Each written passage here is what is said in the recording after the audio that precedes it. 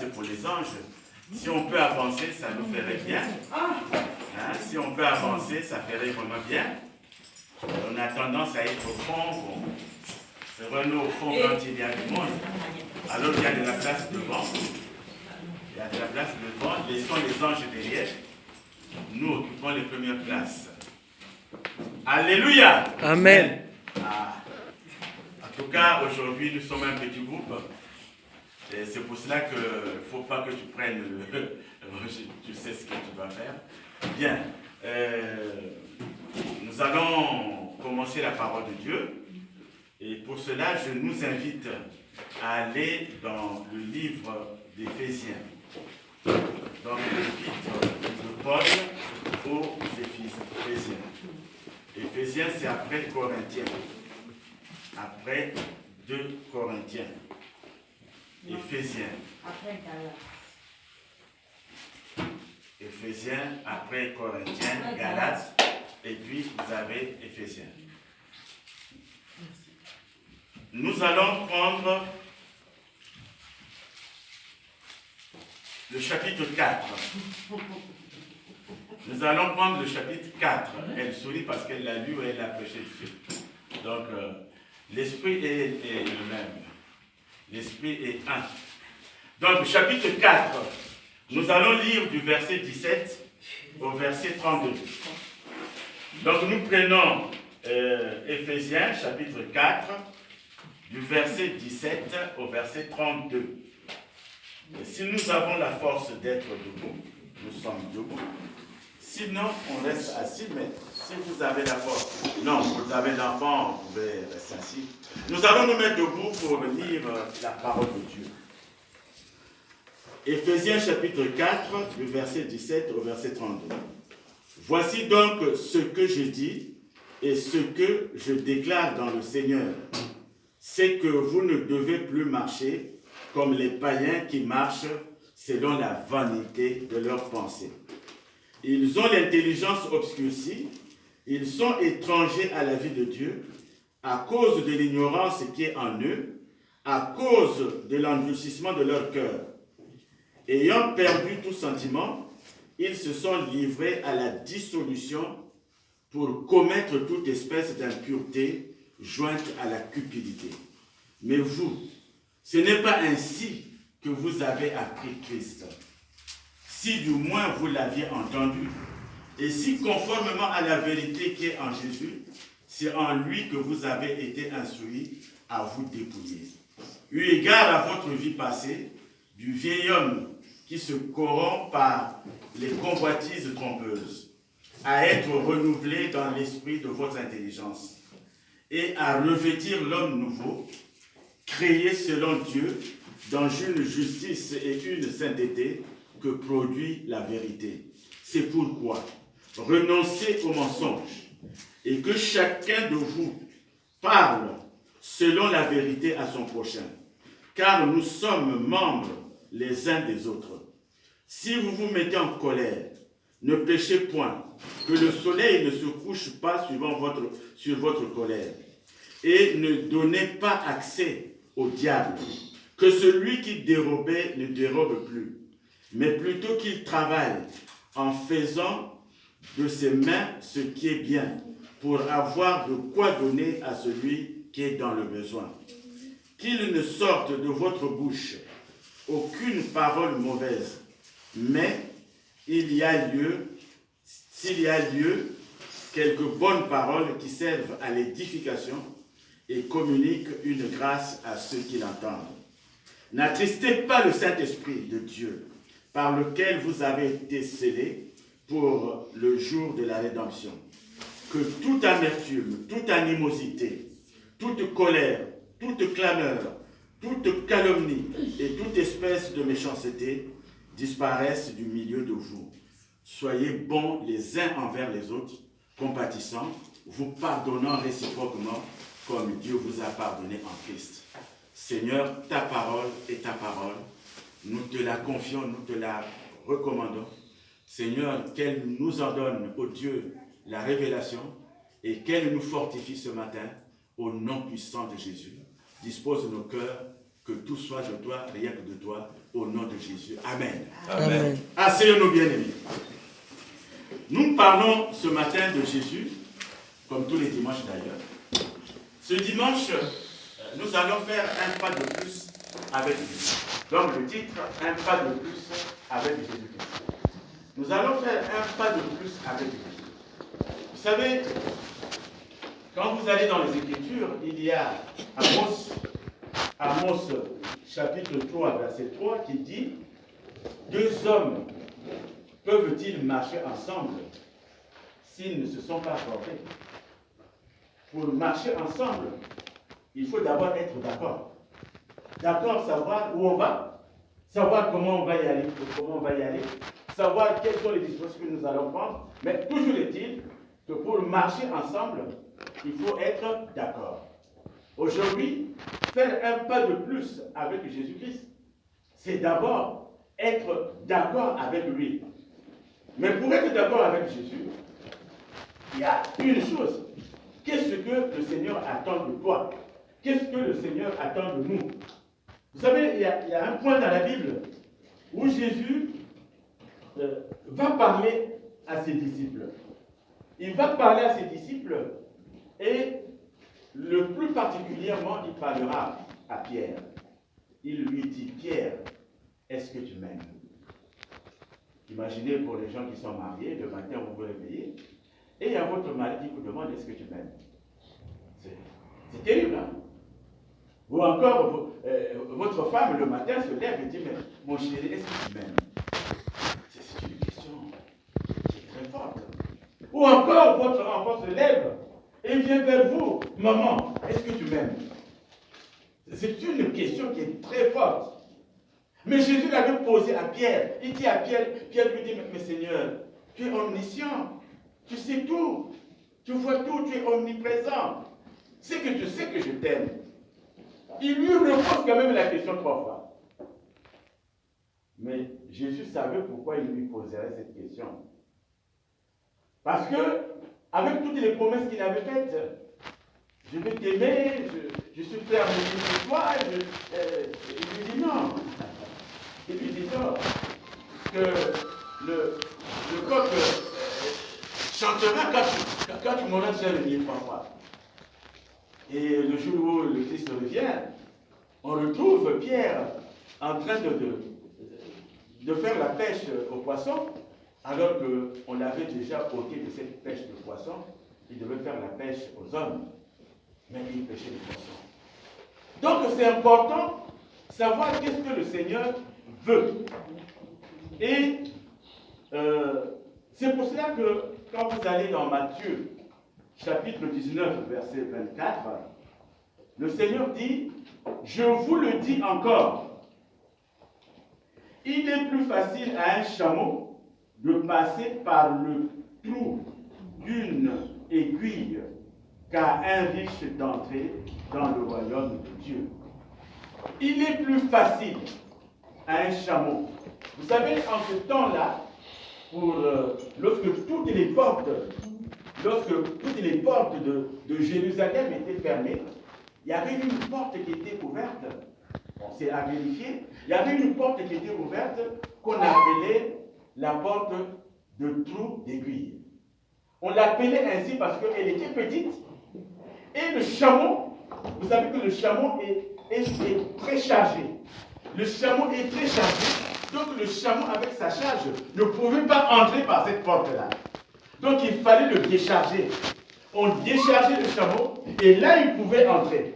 Donc au fait le chameau, même si le trou d'aiguille, le trou d'une aiguille est si petit, le trou de cette porte-là est si petit, le chameau quand il est déchargé, il pouvait entrer. Ah, il se décharge. Avant d'entrer, avant de passer par cette porte, il fallait qu'il se décharge. Ce qui veut dire que pour faire un pas de plus avec Jésus, nous devons nous décharger. Amen. Amen. Alléluia. Amen. Donc il fallait que nous nous déchargions d'abord. Et quand on parle du riche, le riche, la Bible dit que notre cœur est là où se trouve notre fortune, notre richesse. Donc le riche, au fait, il est trop riche pour aller à l'église. Et d'ailleurs, quand il regarde ceux qui prient, ils disent, mais ça sont les malheureux. Ils cherchent le bonheur, moi j'ai le bonheur. Mais il ne sait pas qu'il a une richesse éphémère. Mais il n'y a pas que la richesse matérielle. Il y a aussi la richesse, les richesses qui ne servent à rien que nous avons. La méchanceté fait partie de nos richesses. Le vol fait partie de nos richesses. La médisance fait partie de nos richesses. La haine fait partie de nos richesses. Donc toutes ces richesses nous empêchent de faire un pas de plus avec Jésus. Ces richesses nous empêchent de faire un pas de plus avec Jésus. C'est pour cela que ce matin, nous allons rapidement essayer de revenir un peu sur ce qu'on appelle chrétien, sur ce qu'on appelle enfant de Dieu, sur ce qu'on appelle fils de Dieu. Ce sont des concepts que tout le monde utilise. Est-ce que tout le monde a conscience de ces mots-là? Moi, je suis chrétien. Moi, je suis enfant de Dieu. Moi, je suis fils de Dieu. Est-ce qu'il y a un échelonnement entre chrétien, enfant de Dieu, fils de Dieu? Est-ce que c'est la même chose? Donc, rapidement, on va essayer de passer par là. Et nous allons aussi, parce que là, il nous dit de ne plus marcher sous la volonté de nos pensées. C'est quoi marcher sous la volonté de nos pensées? Et puis, il nous demande là aussi, la parole nous demande, l'apôtre Paul nous demande, poussé par le Saint-Esprit bien sûr, il nous demande aussi de nous dépouiller. Nous devons nous dépouiller. C'est quoi se dépouiller? C'est quoi se dépouiller? Et il nous demande aussi de faire, c'est-à-dire de devenir un homme nouveau. C'est quoi un homme nouveau? Donc, voilà assez rapidement dit, mais rapidement, comme je disais, le chrétien. Vous savez que la Bible nous dit, dans Actes des Apôtres, je crois, chapitre 11, verset 26, Actes des Apôtres, chapitre 11, verset 26, la Bible dit que c'est pour la première fois, et ça se passait à Antioche, c'est pour la première fois que les disciples de Jésus étaient appelés chrétiens. Et comme je ne cesse d'y revenir, nous savons ici, surtout dans ce pays où nous sommes, la France, ceux qui supportent quelqu'un sont baptisés du nom de la personne qui le supporte. C'est pour cela qu'on dit chiracien, ceux qui supportent Chirac.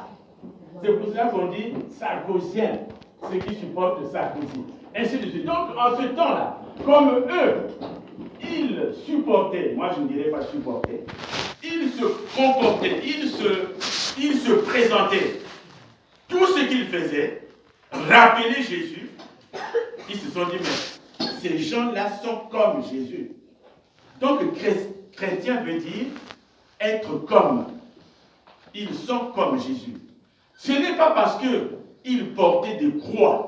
Ce n'est pas parce qu'ils avaient des foulards où c'était écrit Jésus. Mais c'est par leur manière d'être, leur manière de regarder, leur manière de rire, leur manière de parler, leur manière d'aimer, leur manière, en un mot, de vivre. Et ça rappelait, ah, ils sont comme Christ. Christ, ah, ils sont comme Jésus. Ils sont comme Christ, ils sont chrétiens. Et, enfant de Dieu, il faut aller dans 1 Jean, à partir du verset 11. 1 Jean qui dit que, avant le verset 11, il est dit qu'on parle d'une lumière. Cette lumière est allée vers les siens, mais les siens ne l'ont pas reçue. Et la Bible dit, à ceux qui l'ont reçue, puisqu'il s'agit de la lumière, elle leur a donné le pouvoir de devenir enfants de Dieu. Amen. Amen. Amen. Amen. Donc, on ne naît pas chrétien. Quelqu'un ne naît pas chrétien, mais nous le devenons. Et il y a beaucoup de façons de devenir chrétien. Vous connaissez la Grande Babylone. Dans la Grande Babylone, lorsque l'enfant est encore bébé, on le baptise. On lui met un peu d'eau, et regardez la suite. Les parents vont faire la fête, et les parents vont danser. Pendant ce temps, le petit est dans son berceau, et il danse. Personne ne songe à l'enfant, mais c'est lui qui a été baptisé. Ça, c'est le baptême de la grande Babylone. Mais nous qui sommes évangéliques, nous ne prenons pas le baptême de la sorte. Le baptême est une adhésion. Le baptême est une adhésion. C'est-à-dire qu'on adhère. Et pourquoi on adhère? Parce qu'on a écouté la parole. Parce qu'on a compris la parole de Dieu. Parce qu'on s'est dit, maintenant je peux m'engager. Maintenant je peux me faire baptiser. Maintenant je suis convaincu. Donc nous devenons chrétiens par adhésion. Je vais changer maintenant ma façon de regarder. Quand je regardais les gens, c'était toujours avec un dédain. Je prenais toujours la hauteur. Moi, j'étais comme ça. Moi, j'étais comme ça. Moi, j'étais comme ça. Tout ce que je portais était meilleur. Donc, ma démarche changeait. Mes chaussures étaient spéciales. Mais quand je rencontre Jésus-Christ, cette parole-là qui a touché Pierre, lorsque tous les autres étaient partis, Jésus se retourne vers Pierre. Jean chapitre 6, verset 68. Jésus se retourne vers eux et dit, mais vous les 12, pourquoi vous ne partez pas? Pierre qui dit, mais à qui irions-nous? À qui irions-nous? C'est toi qui as la parole de la vie éternelle. À qui irions-nous? C'est toi qui as la parole de la vie éternelle. La Bible dit que la foi vient de ce qu'on entend, et ce qu'on entend vient de la parole de Dieu. Donc c'est lorsqu'on écoute la parole. Mais nous remarquons que dans les églises, le moment de la parole, c'est le moment où les gens choisissent pour penser à leurs affaires. Le moment de la parole, c'est le moment où les gens choisissent pour faire des programmes qui n'ont rien à voir. C'est pour cela que beaucoup d'enfants de Dieu dans des églises sont restés des canards. Ils sont restés des canards. Vous savez, le canard a la difficulté pour voler, mais eux, ils sont restés des canards. Ils sont restés des canards et ils vous disent, moi, quand vous parlez, moi, je connais Dieu, moi, je faisais ça, moi, je peux. Oui, mais quelle est ta pratique? Quelle est ta pratique? Tu as quelle pratique? Est-ce que c'est différent par rapport à ceux qui ne connaissent pas Jésus? Qu'est-ce qui fait la différence entre toi et ceux qui ne connaissent pas Jésus? Vous êtes une épouse. Dans la maison, rien n'a changé. On vous appelle Madame Colère. Vous avez des colères automatiques. Ne fût-ce que le regard du mari. Pourquoi tu me regardes comme ça? Hein? Tu commences. Rien que son regard. Comment voulez-vous que le mari puisse venir à l'église? Toi qui y vas, tu n'as pas changé. Vous êtes un homme. Vous êtes un homme. Tu es Monsieur Colère. Quand tu rentres, madame a une petite minute de retard, la nourriture n'est pas là. Alors Mais qu'est-ce qui a changé en toi? Vous savez, il y a des gens qui ont des épaules comme ça. Et pour les redresser comme ça, ce n'est plus possible. Parce que les épaules étaient comme ça, et c'est parti. Et pour les remettre comme ça, ce n'est plus possible. Il y en a qui ont des épaules comme ça. Il marche avec des épaules comme ça. Vous vous dites, mais pourquoi il est comme ça? Mais parce qu'il était fier. Mais quand tu as laissé tes épaules comme ça, pour les remettre comme ceci, ce n'est plus possible. C'est ça le problème de chrétien. Tu es devenu enfant de Dieu, certes, mais qu'est-ce qui a changé en toi? Quels sont les changements dans ta maison? Comment as-tu changé? Qu'est-ce qui a changé chez toi? Ce qui importe, ce n'est pas de dire que moi je connais Jésus, moi j'ai servi Jésus. Mais c'est la pratique. C'est la pratique. C'est comme quelqu'un vous lui donnez la voiture à conduire. Il vous dit, moi j'ai des grands permis, moi j'ai le permis D, je peux conduire le grand bahut. Mais quand vous le mettez dans la voiture, il ne sait même pas comment passer les vitesses, il tremble. Il tremble, mais tu as des permis. Mais tu as des permis de conduire la voiture. Donc on reconnaît l'arbre par ses fruits. Vous allez voir que dans un village, vous avez 2 orangers. il y a un oranger qui donne des bons fruits, il y a un autre qui donne des mauvais fruits. Vous allez voir que les fruits du bon oranger seront mangés, sollicités par tout le monde. Mais le mauvais fruit, le mauvais oranger, en tout cas ces fruits finiront par tomber, les enfants, par tomber, mais celui qui est bon, tout le monde va se poser. C'est-à-dire, c'est par ces fruits qu'on reconnaît l'arbre. Le chrétien, maintenant nous on a cette facilité. Tu vas quelque part, tu dis tu es chrétien. Moi je suis chrétien. Et il y a un pasteur qui disait, mais est-ce que nous sommes chrétiens ou nous sommes crétins? Est-ce que nous sommes vraiment chrétiens ou nous sommes crétins? Partout où nous allons, je suis chrétien. Moi je prie. Oui, mais tu pries. Mais qu'est-ce qui a changé en toi? Tu étais un orgueilleux et tu restes orgueilleux. Tu étais un vantard et tu restes vantard. Tu étais un voleur et tu restes voleur. C'est pour cela que nous les appelons des canards. Des canards, vous savez, le canard pour voler, le canard. Ils roulent sur place là, les canards. Ce sont des canards. Dans les églises, nous avons des canards. Or que l'objectif, c'est d'être un aigle royal. L'aigle ne fait pas d'effort. L'aigle ne vole pas, il plane. Il plane, l'aigle. Il plane. C'est être un aigle royal. Et pour cela, nous devons regarder notre pratique. Notre pratique. C'est ce qui nous manque. Nous devons nous examiner. La Bible dit, regarde d'où tu es tombé. Regarde d'où tu es tombé. Nous devons nous examiner. Examine-toi. Regarde d'où tu es tombé. Et oui. Et puis, enfant de Dieu. C'est un mot qui est bien aussi. Mais je veux vous inviter à lire un passage. Je veux vous inviter à prendre la Bible. Il y a un passage que nous allons lire, si c'est possible. C'est Galates 4. Galates, c'est avant Éphésiens. Galates 4. C'est pas grand comme... Galates 4. C'est-à-dire la différence entre un enfant de Dieu et un fils de Dieu. Alors c'est l'apôtre Paul, une fois de plus, qui nous l'explique. Galates 4, nous allons lire du verset 1 au verset 9. Je lis la parole de Dieu. Galates 4, verset 1 au verset 9. Je lis la parole de Dieu. Or, aussi longtemps que l'héritier est enfant, je dis qu'il ne diffère en rien d'un esclave, quoiqu'il soit le maître de tout. Mais il est sous des tuteurs et des administrateurs jusqu'au temps marqué par le Père.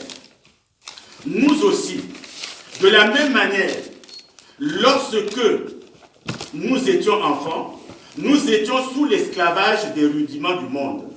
Mais lorsque les temps ont été accomplis, Dieu a envoyé son Fils, né d'une femme, né sous la loi, afin qu'il rachetât ceux qui étaient sous la loi, afin que nous reçussions l'adoption.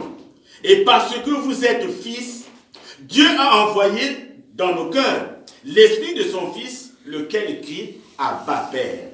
Ainsi, tu n'es plus esclave, mais fils. Et si tu es fils, tu es aussi héritier par la grâce de Dieu. Autrefois, on ne connaissait pas Dieu. Vous serviez des dieux qui ne le sont pas de leur nature. Mais à présent que vous avez connu Dieu, ou plutôt que vous avez été connu de Dieu, comment retournerez-vous à ces faibles et pauvres rudiments auxquels de nouveau vous voulez vous servir encore? Amen.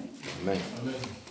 La différence ici, c'est-à-dire tant que tu vas rester enfant de Dieu, tu ne vas pas rentrer en possession de ton héritage. Tu ne vas pas rentrer en possession de l'héritage de Dieu. Or que pour entrer en possession de l'héritage de Dieu, il faut être fils. Il faut être fils de Dieu. Donc il y a une différence entre un enfant de Dieu et un fils de Dieu. La différence est que l'enfant est encore bébé. L'enfant est encore bébé, c'est-à-dire spirituellement, c'est un bébé. Mais le fils a acquis une certaine maturité. Je vais ouvrir une parenthèse. Nous qui venons d'Afrique, nous connaissons l'histoire d'esclavage. En ce temps-là, il y avait le marché d'esclaves. les Occidentaux partaient acheter des esclaves en Afrique. Nous avons souffert de ce marché-là.